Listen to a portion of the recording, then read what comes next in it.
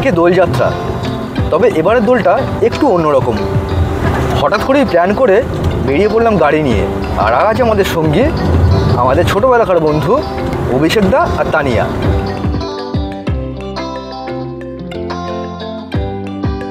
ইনি হলেন অভিষেক দা। অভিষেক দা একই সাথে আজকে আমাদের গাড়ির সারথি। হ্যালো অভিষেক দা। আর ইনি হলেন অভিষেক দার গিন্নি তানিয়া। আমার গিন্নি আর তানিয়া ছোটবেলা থেকেই খুব কাছের বন্ধু। আর আছে ছোট্ট সঙ্গীরা প্রাচী আর মোহন। Hello kids. ট্রেনে হিঁচড়ে ওদেরকে শান্তিনিকেতন থেকে ডেকে আনলাম। বললাম চলো ঘুরে আসি, দোল পূর্ণিমায় সমুদ্রের ধারে সোনালি চাঁদ দেখব।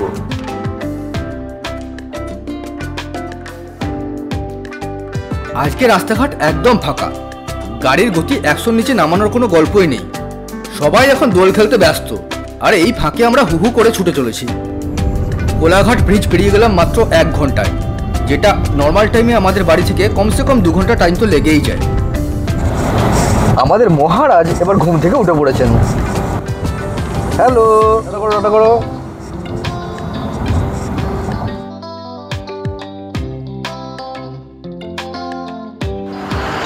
আজকে রাস্তা একবারে খালি ছিল, সেই কারণে আমরা খুব তাড়াতাড়ি কাঁথি পৌঁছে গেলাম।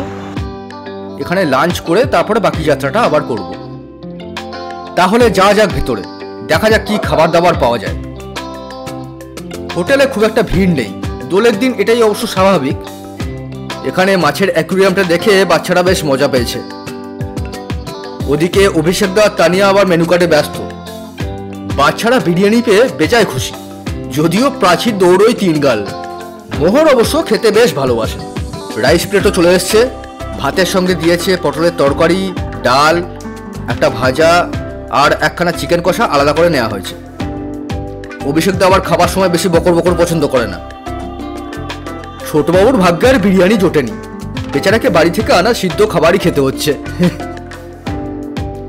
আর আমরা কর্তা গিন্নি আজকে চিকেন কষা আর তন্দুরি এই দিয়েই লাঞ্চ সেরে নেব। দেখা যাক খাবার দাবার কেমন বানিয়েছে।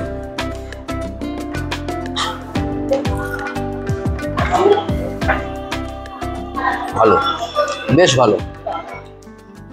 দেখুন, এখানে এসে আমিনিয়ার বিরিয়ানি বা বালিগঞ্জ প্যালেসের রাইস প্লেট আশা করা উচিত নয়। এখানে আপনি রিজনেবল প্রাইসে ফ্রেশ রান্না করা খাবার দাবার পাবেন। মন্দারমণি, দীঘা বা তাজপুর যাওয়ার পথে এটা বেশ ভালো একটা অপশান। চিকেন কষা, রুটি বা বিরিয়ানির টেস্ট বেশ ভালোই ছিল। ভাতের সাথে সবজিটার টেস্ট আরও একটু ভালো হতে পারতো, তবে ঠিক আছে। আবার এগিয়ে চললাম মন্দারমণির দিকে। আর মাত্র 30 কিলোমিটার রাস্তা বাকি আছে, আশা করি খুব বেশি সময় লাগবে না। বাচ্চাদের এনার্জি লেভেল এখনো বেশ হাই, তবে ছোটবাবু মনে হচ্ছে এবার ঘুমিয়ে পড়বে।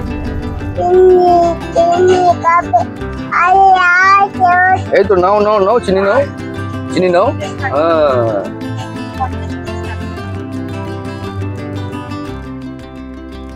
এখন কিন্তু আমরা মন্দারমণি ঢুকে পড়েছি। এখানে আবার রাস্তার কাজকর্ম চলছে। আজকে না হয় ফাঁকা, ফেরার দিন মনে হচ্ছে এই জায়গাতে ফ্যাসাতে পড়বো। ওই যে সামনে আমাদের হোটেল সান অ্যান্ড সান্ড। এই হোটেলটা মেন মন্দারমণি এন্ট্রান্সের থেকে একটু দূরে, এটা মোহনার দিকে। মন্দারমণি এলে আমরা বেশিরভাগ মোহনার দিকেই থাকি, তার কারণ এদিকটা একটু ফাঁকা ফাঁকা থাকে। এই হলো সান অ্যান্ড সান্ডের রিসেপশন। আগের বেলার থেকে দেখছি বেশ কিছুটা চেঞ্জ হয়েছে।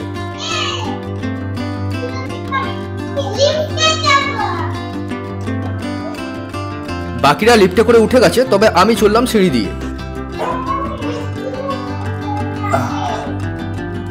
এই হলো টপ ফ্লোরে আমাদের রুম। এই হলো বিশাল ডাইনিং এরিয়া। এটা হলো আসলে একটা স্যুট। এখানে আছে 2খানা রুম, একটা ডাইনিং আর একটা ওপেন টেরেস।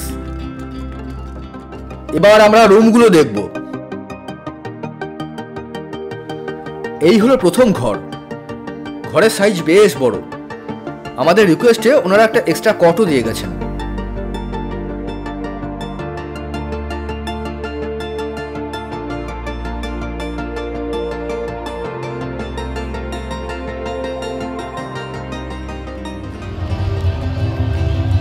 ডাইনিং এর সঙ্গে অ্যাটাচ এই বাথটা প্রথম ঘরের বাসিন্দাদের জন্য অ্যালটেড। আর এটা হলো দ্বিতীয় ঘর। এই ঘরটা সাইজে একটু ছোট, তবে এর সঙ্গে অ্যাটাচ একটা বাথ আছে। সান স্যান্ড শ্যুটের বেস্ট পার্ট হলো এই ওপেন টেরেসটা। আগে এই বিল্ডিংটা ছিল না, তখন সমুদ্রের পুরো ভিউটা এখান থেকে দেখতে পাওয়া যেত। তবে এখনও এখান থেকে এক টুকরো সমুদ্র দেখতে পাওয়া যায়, ওই যে দূরে দেখুন। এইবার আমরা চললাম সমুদ্রের দিকে একটু সানসেট দেখবো বলে। ডান দিক দিয়ে চলো, ডান দিক দিয়ে মোহর, ডান দিক দিয়ে। এই আমরা পৌঁছে গেলাম সমুদ্রের ধারে। তবে সমুদ্র এখান থেকে অনেকটা দূরে। ভাটার সময় মন্দারমণি বা তাজপুরের সমুদ্র এরকম অনেকটা দূরেই চলে যায়। তবে আজকে দোল পূর্ণিমা, সন্ধ্যার সময় সমুদ্রের জল অনেকটাই এগিয়ে আসবে। সান অ্যান্ড স্যান্ড হোটেলটা একেবারে সমুদ্রের ধারে নয়, তবে সমুদ্রের খুবই কাছে। 1 মিনিট হাঁটলেই সমুদ্রের ধারে পৌঁছানো যায়। এই দেখেন, ছোটবাবু শেষমেশ গাড়িতে চেপেই ছাড়লো। এবার তিনি একটু বালুচর বিহারে যাবেন আর কি।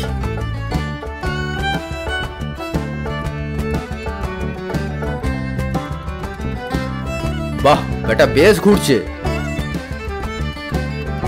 একদম চুপটি করে গাড়ির মধ্যে বসে আছে। এখানে দেখছি একটা লম্বা বালির চর তৈরি হয়েছে। জোয়ারের সময় কিন্তু এই জায়গাগুলো সব জলের তলায় চলে যাবে। ছোটবাবু এবার একটা বিশাল মাঠ পেয়েছে। বাড়িতে তো সবসময় ঘরবন্দিই থাকে, এত বড় এন্ডলেস খোলার জায়গা পেয়ে তার বেজায় আনন্দ। লাল কাঁকড়া আগে এদেরকে মন্দারমণি আর তাজপুরে প্রচুর পরিমাণে দেখতে পাওয়া যেত। যা যা পালিয়ে যা।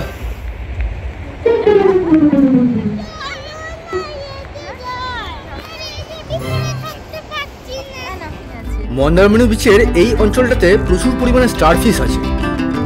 এই দেখুন, একটা স্টারফিশ ভেসে যাচ্ছে। ওইখানে আরো একটা আছে, অনেক কটা আছে এই অঞ্চলে।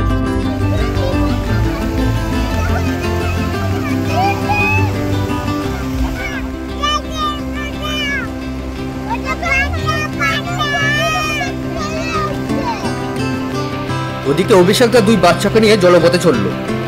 আর রক্ষা নেই, ভর সন্ধ্যেবেলা এই দুটো গা ভিজিয়েই ছাড়বে।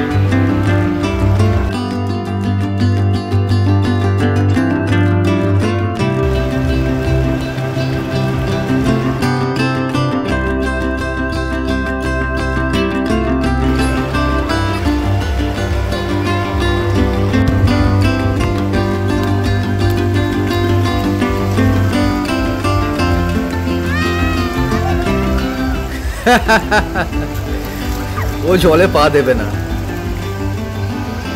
দেখি এবার কি করে, পা দেয় কিনা।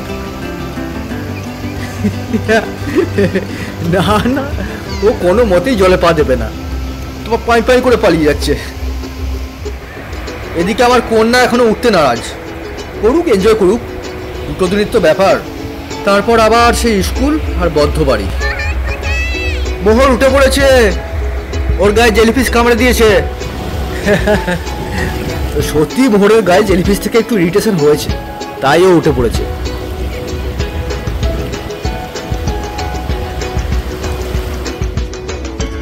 এই দেখো, এই ছোড়া আবার কোথায় গেছে? বল নিতে গেছে। এবার লোকের বল নিয়ে টানাটানি, কি মুশকিল।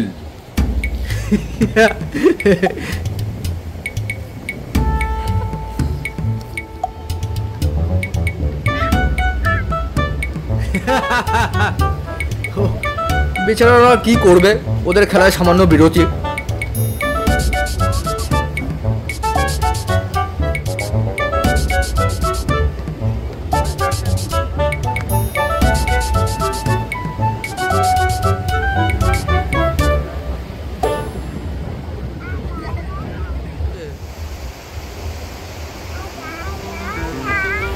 এদিকে আমার কন্যাকে এখনো ওঠানো গেল না। জল ও খুব ভালোবাসে। আয় বাবু আয়, চলে আয় চলে আয়, সন্ধ্যা হয়ে গেছে, আয় চলে আয়। রাতের মন্দারমণি এবার ধীরে ধীরে জেগে উঠছে। ঘুমন্ত পর্যটকরাও ঘর ছেড়ে বেরিয়ে আসছেন দলে দলে।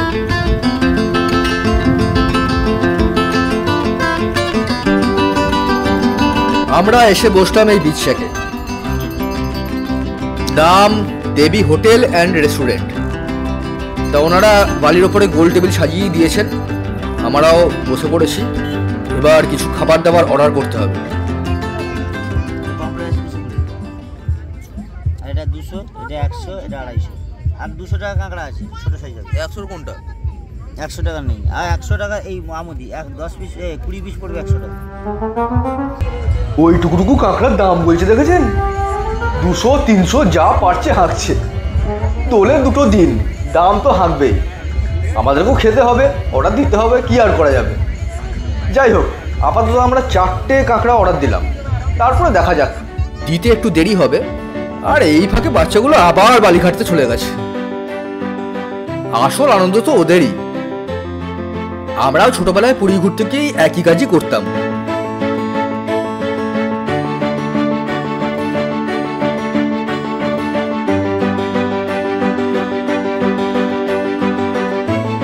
এদিকে আমার ছোড়া পড়েছে আবার মুরগির পেছনে, মহা মুশকিল।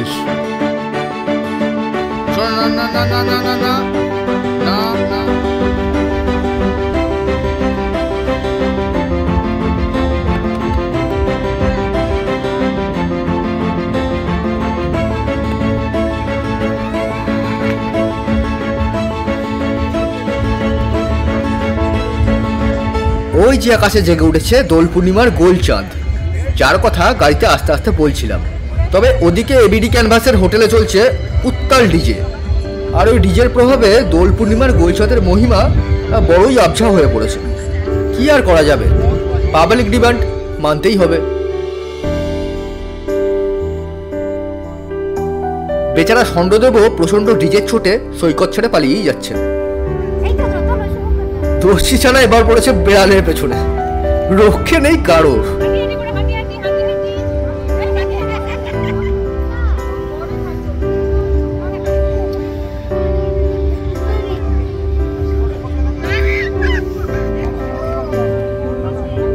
ওদিকে বাচ্চাদের বালি খেলা এখনো অব্যাহত, এর মাঝখানে এক প্রস্ত কাঁকড়া খাওয়াও হয়ে গেছে।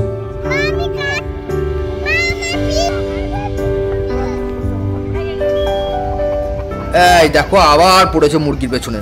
ওরে আয়, পালিয়ে আয়, পালিয়ে আয়, পালিয়ে আয়, কামড়ে দেবে, কামড়ে দেবে, পালিয়ে আয়।